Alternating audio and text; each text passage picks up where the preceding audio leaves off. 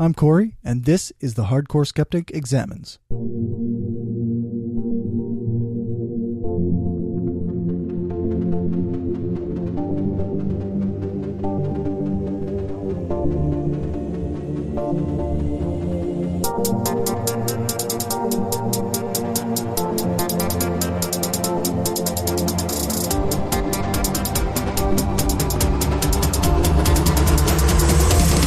Hardcore Skeptic. Hey folks, so this is another one of my interviews for the Hardcore Skeptic Examines series on social justice. If you like what I do, then make sure to share the show around and help your friends subscribe so they can hear new episodes. I'm going to start this episode off by saying that I was wrong. For some reason or another, I thought that I had done these interviews in 2016, but it was actually 2017. It was done before the Unite the Right rally in Charlottesville, but it was after the election of Trump, and for some reason I still had a level of naive optimism about the future. I think it shows in these interviews. In this one I talked to Dan Arel, who at the time was dealing with a lot of pushback from the atheist and skeptic community, and I like to think that I supported him while he was dealing with this a bit. Much of what he said online has been misconstrued, and he was strawmanned into oblivion until the point where the things that he actually said weren't what people were arguing against anymore. In this interview, I thought Dan spoke articulately and with a nuance that most of his detractors didn't seem to think he was capable of, probably because they never actually read his writing or heard him speak. I don't think he does his blog anymore, and I don't think he does the podcast anymore, but his books are still available on Amazon, so go and support him however you can. I'll try and find as many links for his content as I can. And yeah.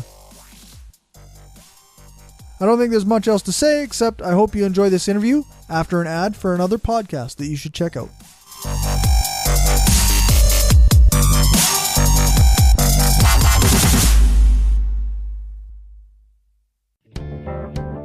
The Atheists, the Bible, and No Wardrobe, the podcast. Wait a minute. No wardrobe? You mean we're going to be naked while we do this? Well, seeing how I'm an atheist and I'm reading the Bible, and since clothes are flammable, Fire! I thought it might be a good idea to take them all off first. Naked or not, follow along as we read, analyze, and try to keep you from falling asleep as we go through this boring-ass book. Find us on iTunes, Stitcher, and Spreaker. Who knows? We may even be on YouTube someday.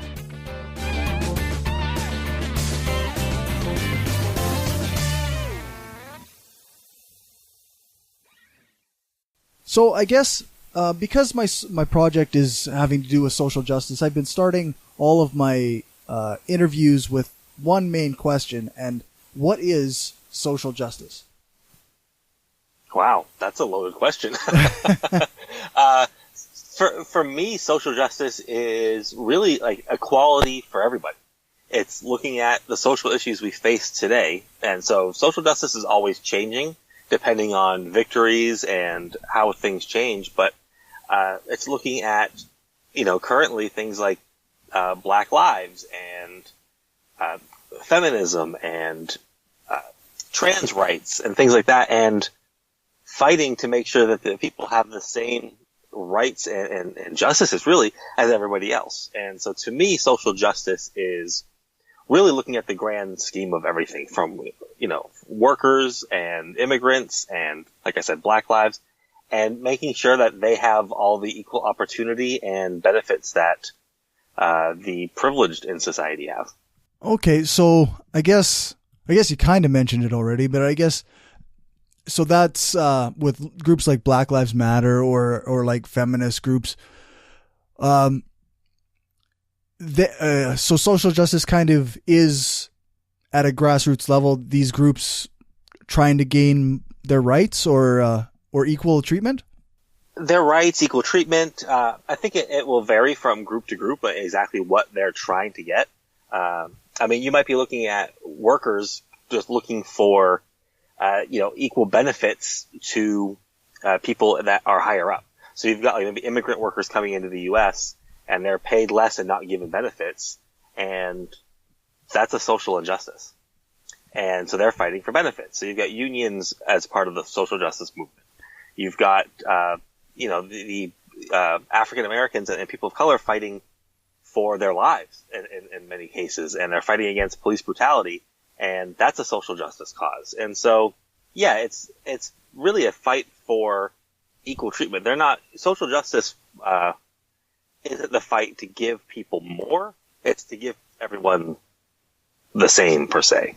It's to make sure that, me as a, quote unquote privileged white male isn't just gaining things for that over somebody who happens to be an immigrant, or even, we see this even with, Mexicans in America born here that are treated as if they're not American and things like that. So you've got, I think social justice is a big coming together of all of these groups, all fighting for, these social justice causes. I guess that kind of speaks to the idea, that social justice isn't exactly a monolith. It's a grouping of a various movements, all towards one society being more equal. Exactly. That's exactly how I look at it. It's like an egalitarian type movement throughout society that encompasses just all different aspects. And you could talk to social justice activists who all care about different aspects of it. And at the end of the day, we all care about each other's goals, but we can only work on so much ourselves. So by all coming together, it becomes a bigger, mass movement. What do you think of the criticism that these different movements are actually separating people by race, gender, or sexual preference, rather than bringing them together? I don't think there's a lot of truth to that, just because I think these groups themselves aren't, exclusionary. So I've never been pushed away from partaking in feminist social justice because I'm a man. Right. I've never been pushed away from Black Lives Matter activists because I'm white. Okay. Now, it's not to say you can't find somebody in these movements that might feel that way. Right. So, you might bump into a feminist that says, no, I don't want you here because you're a man and you can't understand or help. Those people, they have to exist. There's crappy people everywhere you go. Right. But I think by and large, these movements aren't exclusionary. And so they're welcoming of those that want to put the work in and be a part of it. That's fair. I think quite often when I have these discussions with people who don't consider themselves pro-social justice, they cite examples of rallies for Black Lives Matter where they say things like, oh, whites go to the back and stuff like that. What do you think of that? I think those are very few and far between. And like I said, I think a problem too is when you go to like a rally such as that, these people tend to group together. Right. Like so then if you walk into a rally and bump into those people, that is unfortunately going to be your impression of that rally. Yeah. And like I said, you go and you can see someone holding up a sign that says like, kill all cops. Right. That's right. not the message of BLM. But if that's the only thing you see, that becomes the message you take away. And so these people are damaging to the cause right. and to these different causes, but they're not. I think the most important thing for people to realize is they're not the movement. They don't represent these things, eh?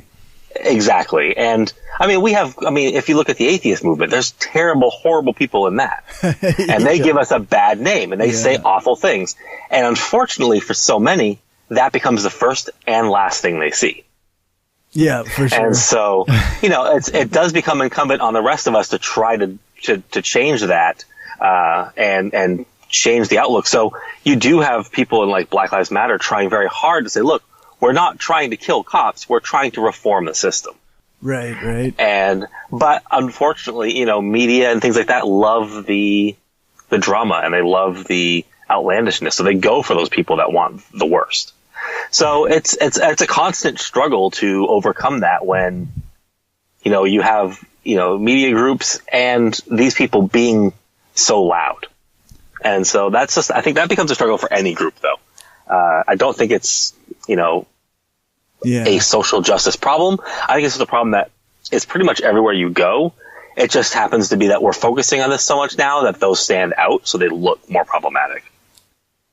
Do you think that that this attention that social justice is getting now, is this a sign of progress, or is this a sign of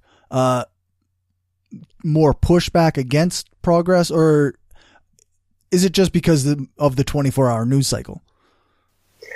I think it probably is a little bit of everything, but I think mainly it's because finally, I think a lot of more mainstream people, not even just media, but like your average everyday person who's watching the news or reading newspapers or paying attention to things online, is finally starting to realize that things aren't the way they may have thought they were. So I think you have the 24-hour news cycle, but you also have the internet. You have Facebook and Twitter.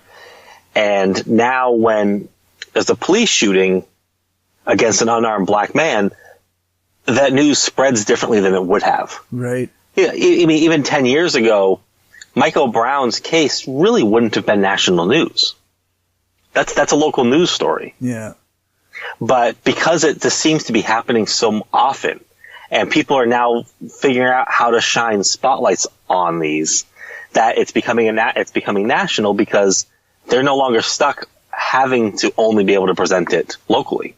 So these activists are now realizing we can spread our message, and so they're using these tools available to do so. Okay. And so I think it's just more of like activism is growing. So these groups that have been there long forever are now just utilizing how do we get our message out there to people that aren't listening before, and now it's working. Do you think there's a kind of a difference between the way academia or policy level thinkers look at social justice and grassroots activism looks at social justice? I think that's probably an argument that could be made, but I think like most things, it probably varies, because I know lots of people in academia who are, extremely social justice oriented. Right. But I mean, I know many that, try to look at it with facts and figures, and, they remove the emotional aspect from it to look at it from an academic standpoint, which I think can also be damaging sometimes, because the emotional aspects to a lot of social justice issues are important. Right. How does it feel to be, a black man or woman in this country, is more important than, well, what do the numbers say about what it's like to be a black man or a woman in this country? Because if they feel that they're being oppressed and they feel that they are unsafe, that's a big deal. And we need to figure out how to make them, feel safe and feel welcome. And if academia just stares at the numbers and says, yeah, but look, the killings of black men and women by cops has gone down over the last 15 years, that doesn't do anything to solve the problem. Right. It really doesn't make anybody feel better. Right. It just tells that all it really says is, well, stop complaining. We're killing less of you. So I guess I'm really interested in this balance there seems to be between the activism side of things and the policy side of things. Quite often, the backlash against social justice seems to be against the activist actions, where not too many people who are pushing back against social justice seem to have even any idea about the academic side. Yeah, I think that's part of activism, I guess. Like you can't expect a mass movement of hundreds of thousands of people, or even sometimes millions of people, to all have 4-year college degrees and want to go look at the academic standpoint of things. Like, they're reacting to things that are happening in their communities and to their lives. Right. And so I think like I kind of talked about just a moment ago, like sometimes people want to remove emotion, and they say, "Oh, you're debating this from emotion, and that's how you're going to lose this debate." But I think that's often overlooked about how important emotions and feelings are when it comes to these issues. Yeah, it definitely seems like. It's the frustration and the fear and anger that often gets people off the couch. Like, numbers don't get you off the couch. Well, exactly. You know, they can, if someone can come on the news and say, you know, killings of X are up 45%. That doesn't mean anything. That just doesn't relate. So, you know, I think that we need to look at, you know, social justice in two different ways. Right. Like, academic and things like that can help drive policy, perhaps, but the emotional aspect isn't solved by that. And just passing laws doesn't solve problems. Everything kind of has to go hand in hand. Laws are great if they can say, like, look, cops can't do X anymore. And that's a problem that social justice people were fighting for. Great.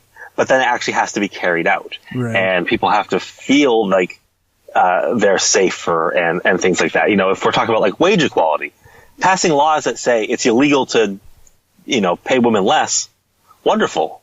We have those. Right. But it still happens. So like what use is, you know, are these academic studies and laws going into effect when they just still happen anyways? And so we have to look at it in multiple ways, because society is just reacting to the reality that they're living. What do you think of the idea of racism as prejudice plus power? I know that there's a lot of pushback by some people against that type of way of looking at it. That's how I was educated in it. So you know, here come the nasty tweets and emails for me, but I believe I 100% back that definition. Like, I understand that colloquially, like, you know, in conversation, we use racism to mean, you know, prejudice most of the time. Right. And so, and I don't necessarily think like we have to go out of our way to stop that, because changing language is a really hard thing to do. Right. But I think if we're having a real big, honest conversation about it, then we have to be honest about how racism works. And for racism to be institutionalized, it has to have power connected to it. Right. And so when I talk about racism, I'm not talking about the, you know, microscopic. I'm not talking about, you know, micro racism in the everyday interactions with people. I'm talking about, you know, the macro, the big overarching industrialized racism that exists in this country. And, you know, you have to have power to carry that out. And so I'm one of those, I say all the time, reverse racism doesn't exist. Reverse prejudice everywhere. Right. Yeah.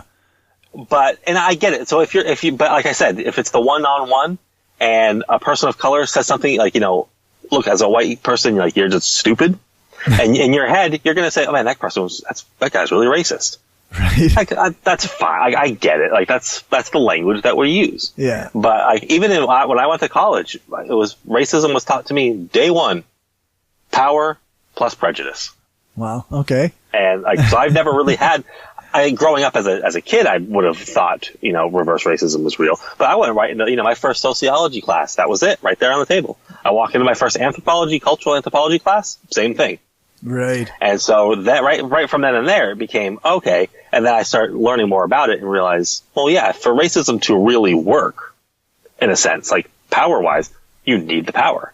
Right. And so I can't have, you know, the African American community can't really do anything to me. Right. Yeah.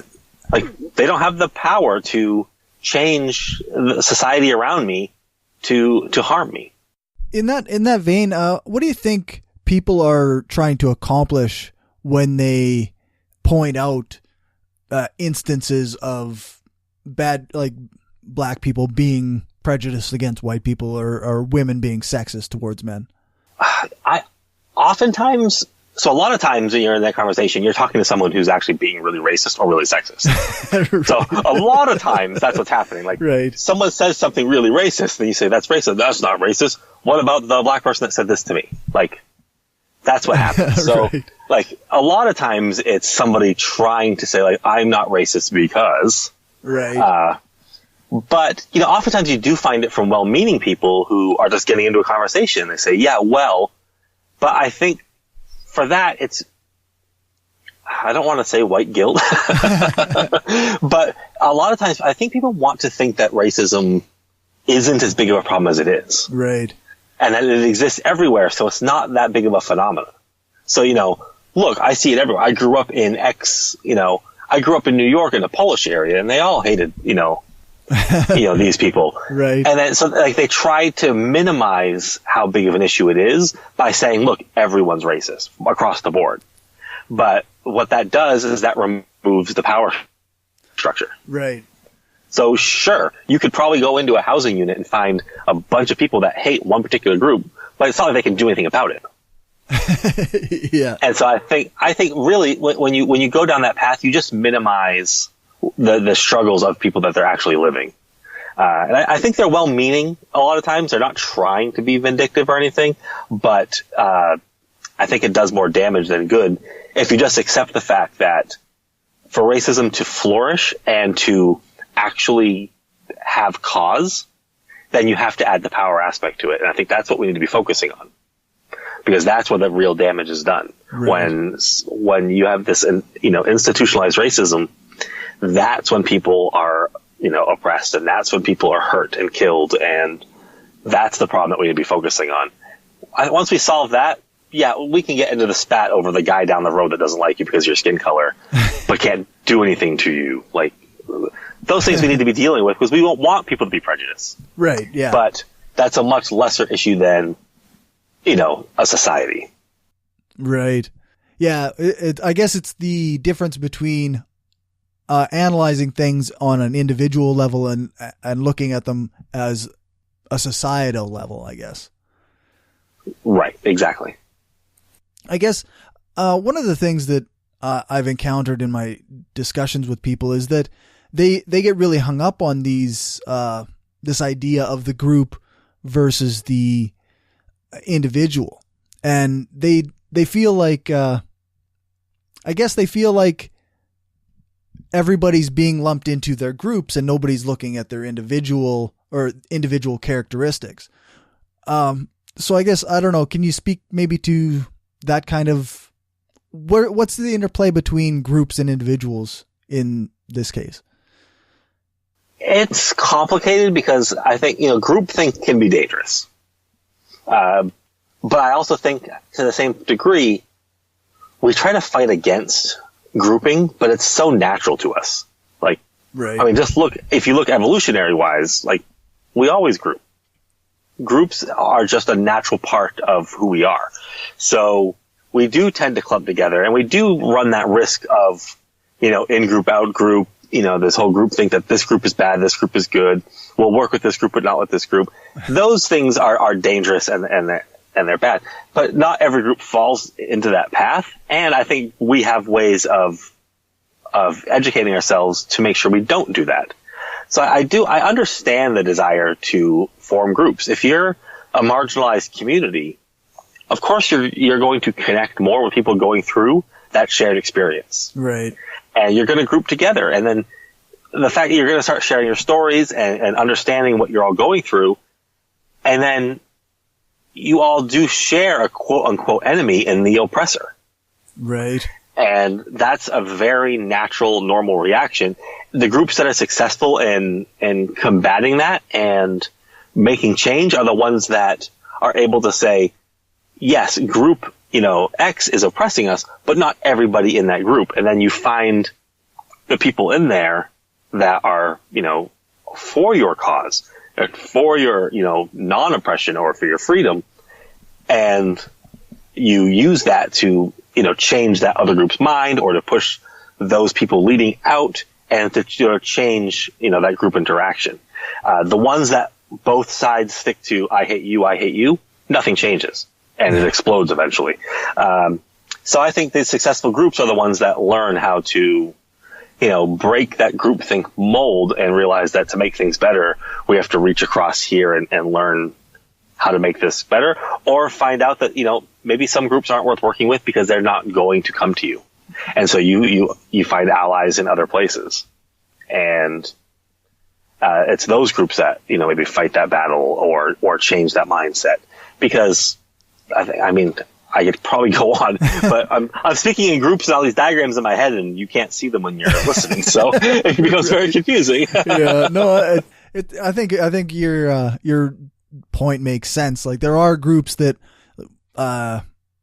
one can align with, because they've made it a point to not give into this group think or this othering of other people. Yep. And like I said, I think it's very natural. So like when I see a group that is sort of doing the othering, I get where it's coming from, especially if they're a group that's being actively, preyed upon or oppressed of any kind, because they're being defensive. Right.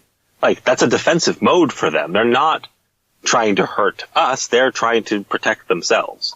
And I think so it's up to us in that aspect. And it's another thing that gets me in trouble sometimes, which is weird, is that I will, solving racism is a white person's problem. Right. Like, I don't expect the African American community to solve racism, because it's us doing it. Right. It would seem really hard for them to change the way we think. Right. But that's what a lot of arguments are made, that should be going on. Right. And I think that becomes like, that's part of the whole, like, that mentality. And so it's up to us in this group. So if we lump white people into a group, right, it's up to us to form groups that are, challenging that status quo or that thinking, and then hopefully spread it throughout our group. That's our responsibility, not theirs. And then at that point, maybe they'll feel comfortable to say, oh, we'd like to work with you on this. But if they come to us and we're like, well, yeah, but when you guys get around to figuring out how we're going to change these guys' thinking, you let us know. Yeah. Then we'll help. Then why would they work with us? Why would they come to us? And so that's how groups end up working. And I think that's where we see progress, is when these groups, work within other groups, and the oppressing group has people inside that realize that they need to change how things are happening, and then they're successful in doing that. I wonder, how do you think that some of us can change the minds of those around us that are maybe push back a little bit on the idea that racism is still a thing? Yeah, I think it's identifying the people that hold these views wrongly for that, but maybe for the right reasons. Like a person that, oh, well, I'm not racist, but they have some messed up idea of, this other group. Right. That they were taught, people, you're not born racist, you're taught racism. Right. And so a lot of people, and I even use myself as an example, like I was raised around my grandfather and things like this, he's fairly racist. But growing up, it was never, oh, look, they deserve less than us. It was that they're different than us. They think different than us. Their culture is different than ours. And that's why they act primitive. Or they act a certain way. So they were demeaned as humans, but not ever told to me like, well, they shouldn't be able to do X, Y, and Z. It's just like that they're a different, lesser group. And that's not that hard to get taught out of. Right, right. As you grow and you realize, oh, wait, like I was just raised with a mistaken way of thinking. And so we still find those people today. When you talk to somebody, yeah, well, yeah, but don't they do X? And you're like, well, what are you talking about? And then you can have that conversation. And but it's the same people that say, well, if we want to solve these problems with black crimes, we have to look at black on black violence. Right. Well, no, we don't. Compare that to other, white on white violence and other things like that. Like those aren't problems, but those are the mindset people have. So you just have that conversation with them, and you do your best to either plant those seeds of doubt or change their mind completely. Right. Some people are far gone. I don't envision a day where someone's going to change Richard Spencer's mind on racism. No, hey. But there's followers of his that we can. Right. Yeah, people that might be on the fence or whatever, eh? Or they're new, or they're being recruited by that. Because one thing that people don't realize, and it's in a book by Sarah Jaffe called Necessary Trouble. Okay. And she talks about how the South was lost to Democrats when they started losing seats and the Democrats left. And when the Democrats left, a lot of the progressive groups that were there with them went too. And so you have all these white workers working in factories, and their unions have abandoned them. Republicans have taken over. They've smashed unions to bits, and the union leaves. The Democratic Party leaves, and they say this is just a red state. We're never going to win here, and they don't focus.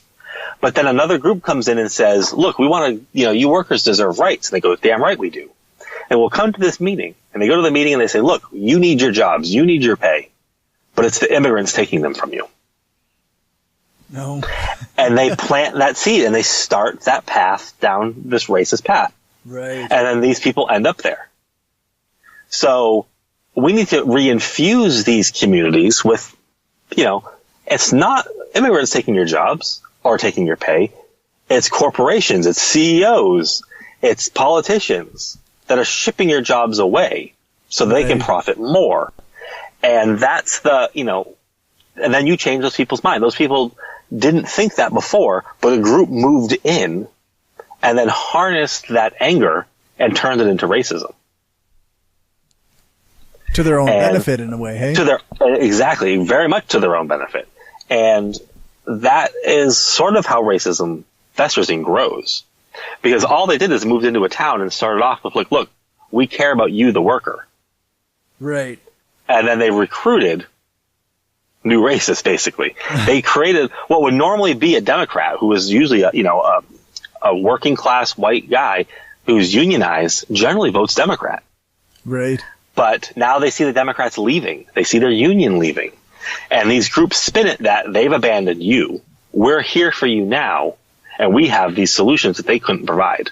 And then we see that everywhere. You don't have to look at white workers to see that. You can see just other types of groups move into different areas and exploit fear and issues and turn them into, outright racism. For sure. But those are people's whose minds we can change. The people leading those groups, to me, they're not. We should focus on shutting those groups down and things like that. But I'm not. Like I said, Richard Spencer's mind is not going to be changed. The people that he's trying to influence, we can change their minds. That sounds fair enough. I guess you mentioned shutting these groups down. One of the things that people have brought up to me is they're concerned with the idea of shutting groups down. I wonder if you can, is the idea that we as a society push back and minimize these groups, is that a type of limitation of their freedoms? So I knew the second I used the word shutting down, I was like, I'm opening myself up for this one. Yeah. And the words came out of my mouth and I went, crap. Damn it. All right, well, so my real answer, no, they're not shutting down their freedom, because we're not saying you can't speak anywhere ever. We're not saying you can't have these ideas and share them with your friends. Right. But so to back up and make something clearer first, one of the last things I ever advocate for is the government doing this. Right. I do not want the government regulating speech. Yeah. I want the government staying where they are now. They don't arrest me for my speech. Don't arrest somebody else for their speech. Right. Unless their speech is outright walk outside this room right now and kill all the people outside. Right. A genuine incitement to violence. Genuine order to kill. Yeah. Or violence. That I understand why the state would get involved. But what I don't want is a state that today says all racism speech is illegal and we're going to arrest you if you say it. And then something changes and they say all non-racism speech is illegal and we're going to arrest you for not being racist. Right. States change. Yeah. So I want state laws that are neutral to things like that. Right. I think who needs to be policing what we're going to tolerate in society is society. Yeah. And so when Milo Yiannopoulos shows up to a college university and is shut down by the students there and the protesters there, to me, that's society saying, we're not going to let you promote this, violence and hatred. Right. We're speaking out against it. And this is us using our freedoms to stop it. And to me, that's the tactic I like. That to me works. Yeah. Because that's not, the police that show up there, their actual role should be just to protect the people there. Right. To stop anybody from actually getting hurt. Right. Like, if someone pulls out a gun on either side, right, that's why cops are there. Yeah. And now we can go down a whole different path about how I feel about cops. That's a different story. Yeah. But when they're there, they shouldn't be there to say this event must take place or this protest must take place. That's not their job. Right. Society's doing that on their own. And, do I want every time Milo shows up somewhere or Richard Spencer shows up somewhere for it to be like Berkeley and an all-out riot? No.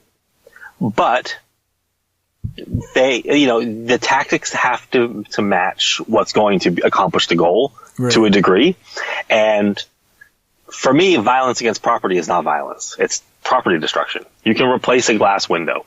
When they rioted in Berkeley, my first question was, what are they rioting against?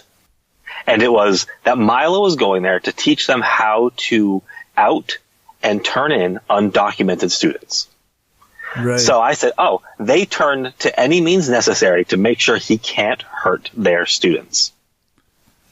And to me, that was worth applauding. They were willing to go to jail. They were risking their own freedoms to protect other students at this school. And are those the tactics we want to use every time? No, I hope we don't. But the willingness to use them to protect other people is important. I mean, Milo was going to do that before he had outed trans students and harassed them and driven some of them out of school.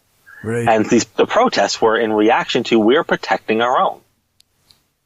Yeah. And so it's go ahead, please. No, I was just thinking, like, because I seem to have trouble reconciling these things, because quite often people that I talk to, they're so, this Berkeley riot is really, to them, it's a big deal. And I mean, I kind of get where they're coming from, but at the same time, I can't make myself necessarily condemn that behavior, because sometimes that kind of outrage, that kind of expression is the only thing that really gets anything done. Right. A riot is the voice of the unheard. And they protested beforehand. They did petitions. They went to the school and said, you're inviting someone who wants to do harm to our students. Right. They went about all the regular, nonviolent, peaceful tactics to stop this from happening. And they were told no at every time. And as a group, they said, this is an important enough issue for us to rise against it. And I think that they made the right choice. I think they protected the students there. It doesn't mean another group's going to do it wrong. There very well could be another student group that says, we don't want Geraldo Rivera speaking here because he likes trickle-down economics, and we're going to riot. And I would say, well, that's the wrong reason. Like, right, some ideas are worth debating. Some need to be stopped. And so that doesn't mean everyone's going to get it right. But just because some people can get it wrong doesn't mean that I think we should condemn every action of it, because they need to speak up. And a lot of times people come to me and say, yeah, but Martin Luther King accomplished his goals without violence. And you have to point them to a history book and say, no, they did not. Violence took place all the time, and riots took place. Now, Martin Luther King wasn't known for joining in on them, but when asked to condemn them, he said no. And that's because activism has so many forms. I know many leftist activists who are never going to riot or never punch a Richard Spencer. But that doesn't mean they're going to condemn those that do. That's just not their motive or their tactic or where they see themselves. But it's easy to say, like, oh, don't ever riot, when really, like, you generally come from a place that, well, I probably will never have to riot for my freedoms. Chances are I'm good, but I may have to for somebody else's. Yeah, chances are us white guys are probably okay.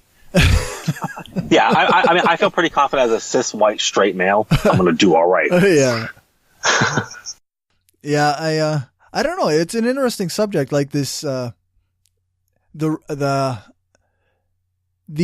debate between people who can, like, because between riot, not necessarily pro-riot people, but like people who consider it a potential tool, or like not even a tool, but like just something that sometimes happens when these protests happen, and the people who are so adamant, like any expression of protest that goes beyond this line or whatever, they've drawn a line in their thinking. it makes for an interesting conversation anyway. Like I find it quite interesting. Yeah, I mean, it's a conversation I kind of thought, like most others, would fade out pretty quick. I'm still shocked to this day that, like, I'll tweet something and someone's reply to me will be like, well, why don't they just punch you? Like, right. We're still really hung up on it. And I think that shows how important it is with what's happening in our society right now. Yeah. Like, a lot of people came right out immediately and condemned the Ferguson riots. But yeah, their lives were being killed. Like, someone was killed, and they say, this is every day for us. And no one's paying attention. And now you're finally looking, and you're still blaming us. And you're still saying, and so they got fed up, and they reacted. And that, like I said a minute ago, and I wish I could quote who said it exactly. I don't even want to guess, but a riot is the voice of the unheard, because this is them saying, you must now listen, and we're going to get your attention, and we're fed up. And people were like, oh, they can't believe they attacked their own CVS, like a CVS. Literally, a young black man was murdered, and you're crying about a CVS window. Right. It seems like a bit of a imbalance. Right. And it was the same thing happened at, the Trump's inauguration when Black Bloc showed up before the protest and smashed a Starbucks window and a CVS window and knocked over some mailboxes. You would have thought that they were murdering people in the streets from the reaction from people. Right. Like, think of the windows. Like, they were sending a clear message. Now, we can debate forever if that's the way to send their message or not. That's fine. But the debate over, like, I can't believe they were shut up and they were so violent. And they were like, these are windows. Their reaction is to actual systematic violence and murders happening around the country and the world. And you're not focusing on that. You're focusing on the window. Yeah. Which I guess to some extent might speak to the effectiveness of the message, right? Because if people are so focused on this window being broken, then they're not hearing the message they're supposed to be hearing. That is a great case to make. And one rebuttal to that is there's a great article, and it's called, I think it was something like, this is not for you. And what it was is, like, these broken windows weren't for everyday people. That wasn't the message wasn't to say to the guy sitting at home reading New York Times, watching, CNN, and then say, well, they broke those windows. Well, I get it. Anti-imperialism around the world is like, the message is for those other would-be anarchists, would-be, leftist revolutionaries that are like, I don't know how to express myself. I don't have a group to express myself to. I'm fed up, and I feel like I could go smash a CVS window, and I need an outlet for these feelings, and then they see this happen and they go, that's a group for me. And that recruits. Because the thing about Black Bloc is they're not breaking windows every day. Right. Yeah. Not every member is like breaking windows and yeah. Exactly. And this isn't a regular thing. This happened this one time. Right. But other people sitting there going, oh, that, and then they go meet up with that group and they realize Antifa and Black Bloc, these, anti-fascist action, what are they doing in Portland, Oregon right now? They're literally using their own money to fill potholes that the city isn't filling. But nobody's talking about that. But no one's talking about that. They're showing up and they're buying the asphalt and this is technically illegal to be doing. They're doing road work, but they're filling the potholes that are damaging cars and hurting their community. Because, and a lot of recruitment from that comes from people that were like, I'm sick of action not being taken and I want to get involved. And then they find a group like this, and you find Black Bloc. Black Bloc's not a violent group. They're a group not afraid to use violence when necessary, but that's not their aim. And so those broken windows weren't for you and me. They were for those people that needed to hear a message and find a home, per se. And I think that's the important thing that I'll say like the quote unquote liberals missed when they cried about the windows, was that message wasn't about quote unquote changing the minds of capitalists. It was a signaled message to a certain group of people.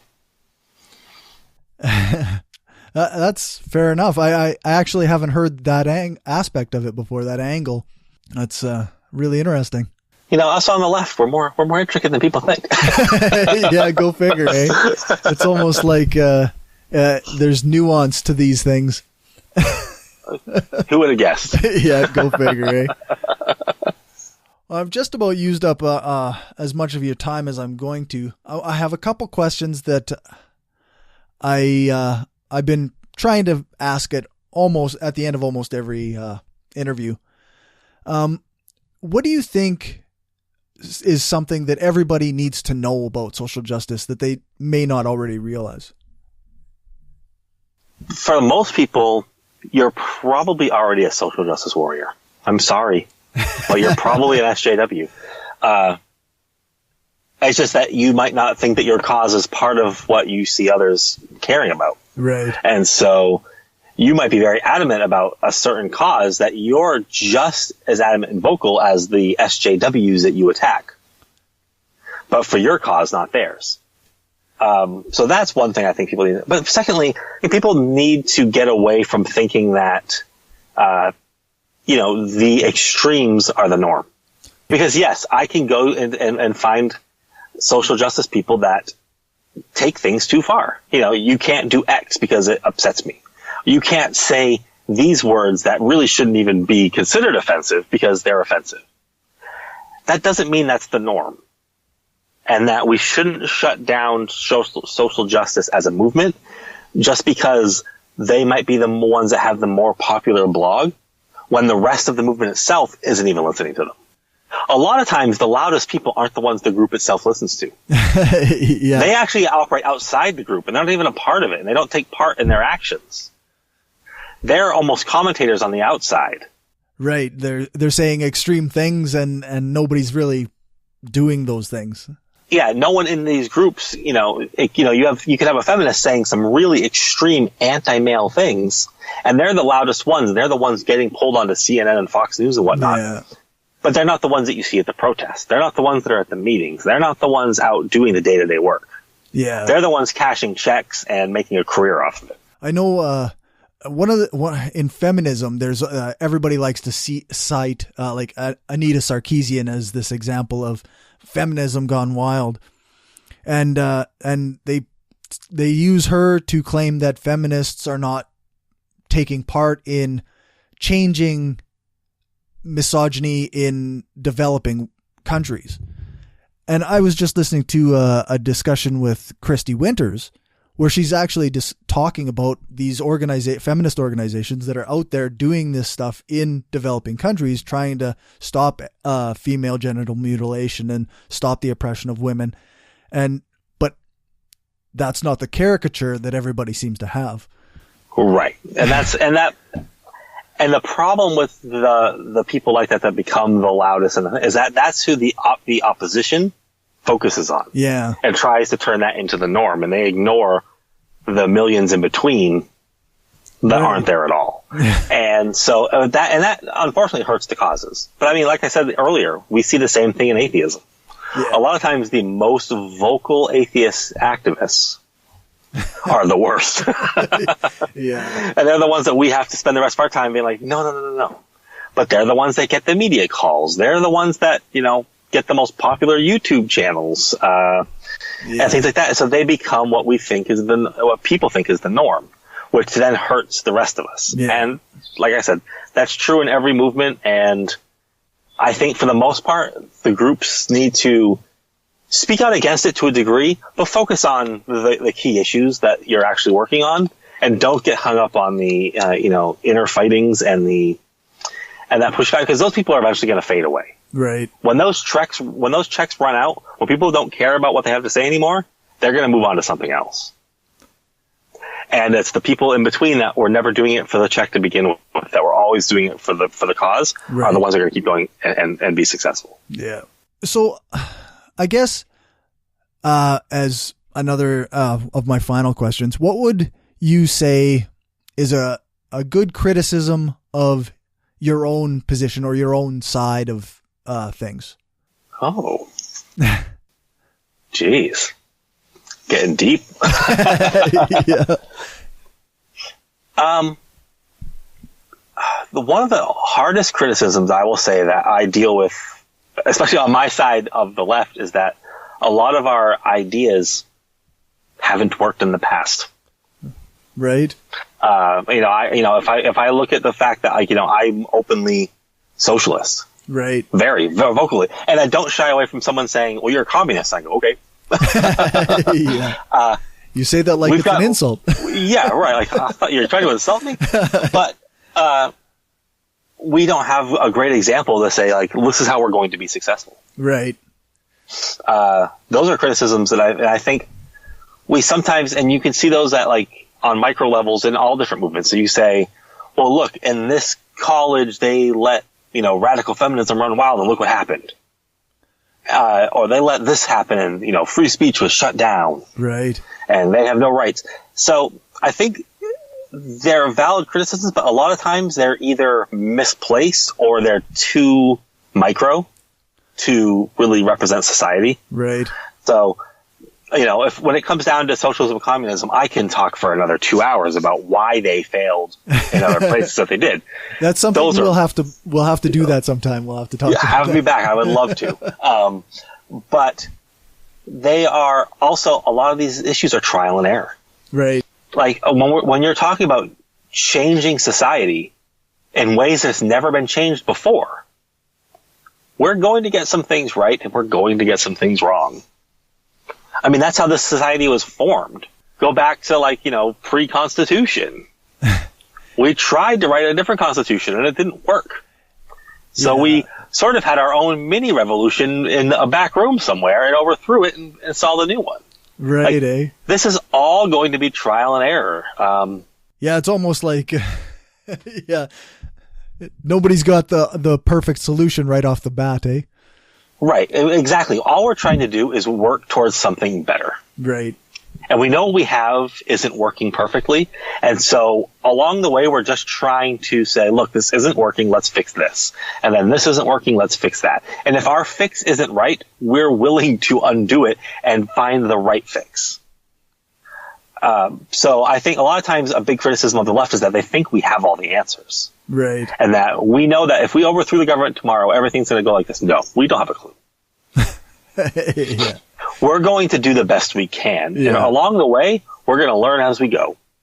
But what we do know across all different social justice aspects is that all we want in the end is for the well-being of everybody to increase. Sounds good to me. That's what I got. Right on, man. Well, plug your stuff. All right. So if you want to read anything I've written or follow me more, you can head easily right to danarel.com. That will link you to my blog and any other articles I'm writing out there when I'm not lazy and update it with new articles. Follow me on Twitter at Dan Arel and check out my books on Amazon or anywhere else books are sold. My newest book is The Secular Activist, and my book prior to that was Parenting Without God. Perfect. Thanks very much for your time, Dan. Thank you.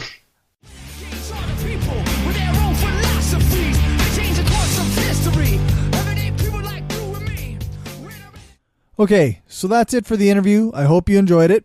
I will try to find any links for Dan's content and put them in the show notes.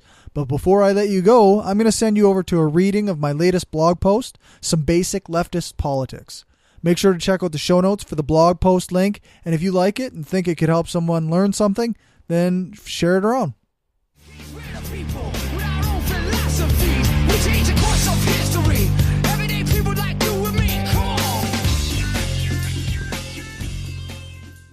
There seems to be a bit of misunderstanding regarding various leftist political stances, as well as a few misunderstandings about libertarians and anarchists.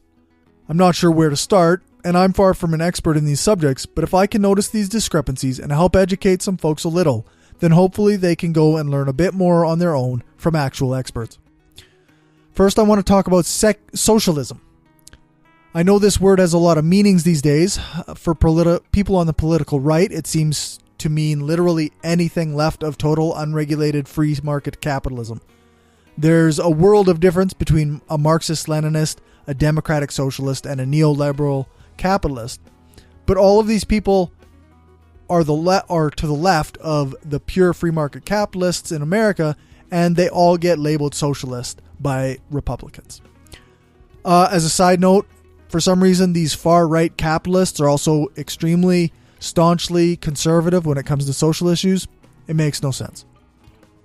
Socialism, to some, means government control of various programs.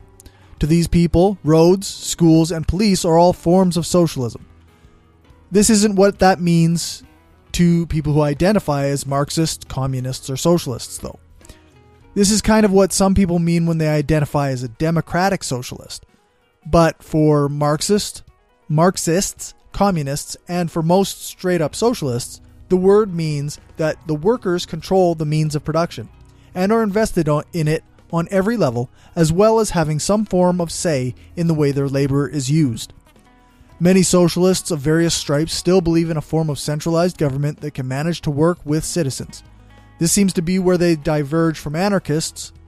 Anarchists believe in cooperative control of production and labor by those performing the labor, as well as sharing the outcomes from that labor among the citizenry. I hope this doesn't seem confusing. I'm trying to express it in the most appropriate terms, but also in language that isn't academic or anything. Essentially, socialism is where the citizens are in control of the economy and labor. This is in contrast with capitalism, where investors who have money invest that money into companies and purchase labor. Being a socialist is more like working for a company you own shares in, and everyone you work with has equal shares, and you all have a say in the things your company does. Being a capitalist means investing in a company enough that you get to control it, and paying employees a wage while also pulling profits out of the company in order to pay back your investment and supposedly incentivize you to invest more. In a very real sense, if a capitalist has enough money to invest and enough control over a company, then they can decide on the price of a product such that they can pay the expenses for production, they can pay the employees, and they can live a life just off of the profits without ever actually having to do any work, under the assumption that they have earned those profits by the act of investing. This doesn't speak still to anarchism. It simply pits socialism against capitalism. Anarchism is based, to my understanding, on the rejection of hierarchies and any form of coercive controlling force over people. We often call this force the state, and often it is embodied by government. It is conceivable that a society could have a government that is comprised of citizens cooperating without coercion, and thus we could have a government in a stateless society, so long as that government isn't a coercive force that controls the citizens. When one talks about a stateless society of cooperation where citizens control their labor and benefit from the things their labor produces, then you have an anarchist society with a socialist economy. This would not necessarily be some form of utopia. People are, after all, people. There would still be some folks who wanted to keep things for themselves that could be shared among other citizens, and the citizens of that society would still have to figure out a way to deal with those people and to encourage them not to behave in that way. Better thinkers than I have tackled this issue, and I recommend that you go take a look for more sources on information about that. So, what the hell is libertarianism? Well, it really depends on where you are in the world. In the USA and Canada, the word libertarian has been adopted by capitalists to promote their idea of free markets and no government regulation. This is also known by some as anarcho-capitalism, and those who follow this ideology are known as anarcho-capitalists, or ANCAPs for short. This ideology is pretty simple. The rich control everything, and they negotiate various things through voluntary negotiation and contracts. The only laws would be those holding various parties to the contracts that they have voluntarily agreed to. This all breaks down pretty quickly, in my opinion, because these companies all still rule over citizens. The entire system is profit-driven. If an employee cannot negotiate a wage with a company that would gain the company enough profits from that employee's labor, then that employee would have to accept a dictated wage or simply not work. This is a form of coercion when food, water, shelter, and other basic needs are a part of the profit-driven system. Prices for food would be set so that production costs are covered, plus a significant enough profit to justify continuing production. This also incentivizes companies to reduce wages in order to increase profits. Increasing profits, margins being the ultimate goal, leads to increasing prices and decreasing wages. Without some form of control or regulation, it would lead to a greater and greater wealth inequality. We're seeing much of that now, where people who produce nothing are hoarding billions and billions of dollars, while workers in sweatshops in third world countries are making pennies each day to produce goods. Anarchists of nearly every type that aren't capitalists reject the idea of an ANCAP as an anarchist, because capitalism maintains hierarchies and enforces them through various economic forms of coercion. In short, capitalism is not compatible with anarchism. If one wants a small or non-existent state, then one needs a society that affords each individual control over their own labor without higher entities controlling their access to basic needs. A starving citizen isn't free from coercion if they must sell their labor to avoid death. Libertarian kind of goes hand in hand with anarchism. It's a philosophy that is originally left-wing and focuses on liberty and freedom and often focuses on abolishing capitalism. In this way, libertarians from the USA and Canada are not adhering to the philosophic roots of libertarianism or anarchism. Rather than having a society with a state, they trade the state for corporations.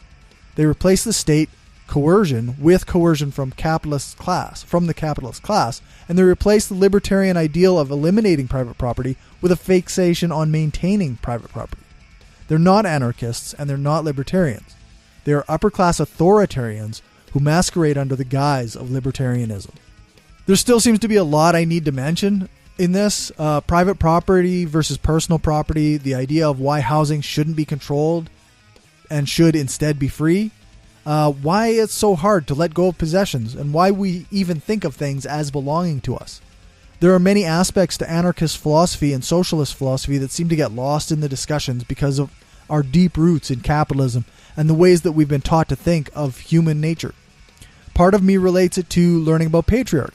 We can point to various ways that patriarchy is oppressive and overt, but there are also many ways that patriarchy has infiltrated our thinking that we don't really recognize, and it takes a massive cultural shift in order to unlearn them. Capitalism has deep roots, but humans have lived in alternative ways, and perhaps we can again. It just takes a shift. I'm going to add a quick summary to this. I got a few little points in case some of the things that I said were maybe not clear. I'm just going to list a few little things. Number 1, socialism is the idea that the worker should be in control of the means of production and should benefit from their labor. Anarchism, the second one, anarchism is the idea that we can have a society built on cooperation without hierarchies or coercion. The third one, there are a number of suffixes that follow the prefix anarcho. The prefix anarcho just speaks to the anarchism aspect of a person's philosophy. Some of these suffixes can include syndicalist, communist, feminist, naturist, or any other number of philosophies that can be attached to anarchism. And in this, I've only talked about socialism and capitalism. Libertarianism is historically a left-wing philosophy that centers on liberty and freedom, as well as the abolition of capitalism and private property. North American right-wing style libertarianism is a subversion of that in which wealthy capitalists lobby existing governments to reduce limitations on corporate power. Anarcho-capitalists and right-wing libertarians are not anarchists or libertarians. Finally, I just want to say that this is just a fraction of leftist philosophy, and I might be wrong about a bunch of this. I've done a lot of reading about anarchism and a little bit about socialism. I've talked to people who seem to know what they're talking about. I've watched videos, listened to podcasts, and done a ton of learning over the last few years. But I'm still far from an expert. I'm hoping to talk to some actual experts on the philosophy of anarchism and socialism, as well as experts on the history of these movements in the near future. And I will correct anything that I get wrong. My friend Mike once said, "There are no easy outs in political philosophy." And he was not wrong. Anarchism alone is a complex set of ideas with critiques and rebuttals and different branches of thought. It's probably worthy of a university class all on its own. For more information on socialism, anarchism, and libertarianism, I will include links below or links in the show notes to some wiki pages that can give you a start to understanding these ideas a bit better.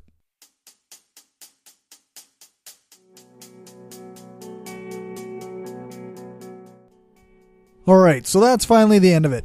Thanks for listening. For all the things, you can check out the show notes at thebrainstormpodcast.com or our website, brainstormblog.net. Thanks to our financial supporters, Kayla, Kim, Stephanie, Zach, the Utah Outcasts, Will, Aaron, Daryl, Bob Glenn, Destin Doesn't Suck That Much, Magnus, several species of small furry animals gathered together in a cave, Positively Skeptical, Rob, the Podunk Polymath, the Flying Spaghetti Monster, Sauce Be Upon Him, Freethinker215, and Larry. When and if we hit 20 patrons, I will stop reading all of them, and I will just read the ones that are skeptic level and above, which is the $5 per episode patron level. If you want to join them and help the show grow, then you can do that at patreon.com/brainstormpodcast, or you can do a one-time donation at paypal.me/brainstormpodcast.